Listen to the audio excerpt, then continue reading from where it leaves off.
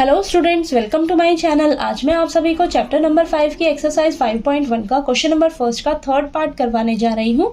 हमें दिया है in which of the following situations does the list of numbers involve make an arithmetic progression and why. तो question number first में हमें situations दी हैं। इन situation से हमें लिस्ट ऑफ नंबर्स बनानी है और बताना है कि क्या ये लिस्ट ऑफ नंबर्स एपी है या नहीं है। अगर एपी है तो क्यों है, हमें रीजन बताना है। ठीक है, तो चलिए इसका थर्ड पार्ट करते हैं। हमें दिया है the cost of digging a well after every metre of digging when it cost ₹150 for the first metre and rises by ₹50 for each subsequent metre. ठीक है, तो यहाँ पर डिगिंग अ वेल का मतलब है कुआं खोदना। तो कुआं खोदने की जो कॉस्ट है वो हमें कैसे दी हुई है, बोला है कि फर्स्ट मीटर के लिए जो कॉस्ट है वो कितनी पड़ रही है आपको, ₹150। ठीक है, और जैसे जैसे आप एक्स्ट्रा खुदाई करोगे तो हर एक मीटर के लिए आपका जो कॉस्ट है वो ₹50 बढ़ता जाएगा। ठीक है, यानी कि 1 मीटर जब आप कुआं खोदते हो तो आपको ₹150 कॉस्ट पड़ती है। ठीक है, 2 मीटर जब आप कुआं खोदोगे तो आपको ₹50 और कॉस्ट पड़ेगी, तो टोटल कितना हो जाएगा आपका ₹200। ठीक है, जब आप 3 मीटर कुआं खोदोगे तो आपका देखिए 150 प्लस 50 प्लस 50 रुपीज जो है वो ऐड होता जाएगा हर मीटर के लिए। ठीक है, तो ये आपको हर मीटर के लिए देखिए, पहले मीटर के लिए ₹150 कॉस्ट पड़ेगी, फिर 2 मीटर के लिए ₹200 पड़ेगा। ठीक है, ऐसे 3 मीटर अगर कुआं खोदते हो तो आपको ₹250 देना पड़ेगा। ठीक है, 4 मीटर कुआं खोदोगे तो आपको ₹300 देना पड़ेगा। यानी कि 1 मीटर कुआं खोदने का कॉस्ट जो है वो फिक्स्ड है ₹150 और आगे हर मीटर के लिए जो कॉस्ट है वो ₹50 एक्स्ट्रा बढ़ता जाएगा। ठीक है, तो यहां पर आप इसे लिख लीजिए ऐसे, cost of digging a well for 1 metre. ठीक है, 1 मीटर कुआं खोदने की जो कॉस्ट है वो हमें ₹150 दे रखी है। ऐसे ही जब आप 2 मीटर कुआं खोदोगे तो आपको कितना हो जाएगा, 150 प्लस 50, तो ये कितना हो गया ₹200।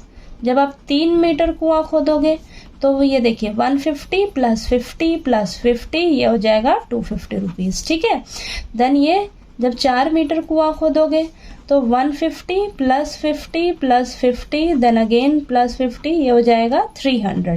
ठीक है, 5 मीटर के लिए 150 plus 50 plus 50 plus 50 then again 50, तो ये हो जाएगा 350। ठीक है, तो आपके पास देखिए लिस्ट ऑफ नंबर क्या बन जाएगी, सीक्वेंस क्या बन जाएगी नंबर की, 150 देन 200 देन यहाँ पर 250 देन 300 देन 350, ऐसे ही आगे ये चलता जाएगा। ठीक है, तो यहाँ पर आप वैसे क्लियरली भी देख सकते हो कि सब में 50-50 का गैप आ रहा है।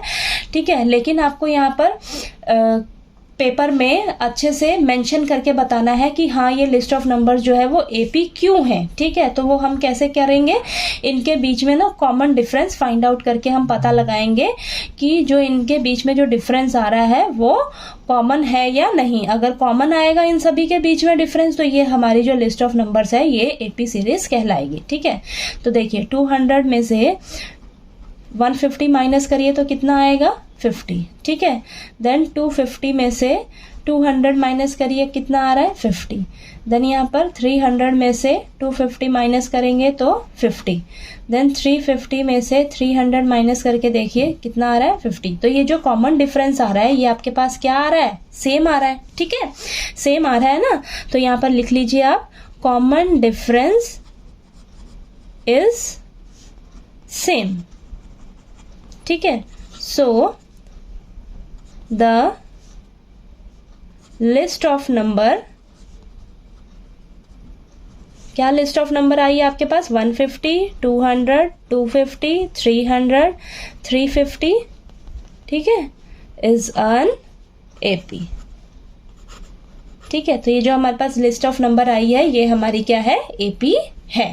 ठीक है, क्योंकि इनका जो कॉमन डिफरेंस आ रहा है इन सभी के बीच में वो सेम आ रहा है। ठीक है, तो ये आपका रीजन हो जाएगा कि जो कॉमन डिफरेंस है वो सेम आ रहा है, तो ये जो हमारी लिस्ट ऑफ नंबर है वो क्या कहलाएगी, ये एपी सीरीज कहलाएगी। ठीक है, तो आपको क्वेश्चन नंबर फर्स्ट का थर्ड पार्ट अच्छे से समझ आ गया होगा। चलिए इसका फोर्थ पार्ट जो है वो हम नेक्स्ट वीडियो में करते हैं। ठीक है।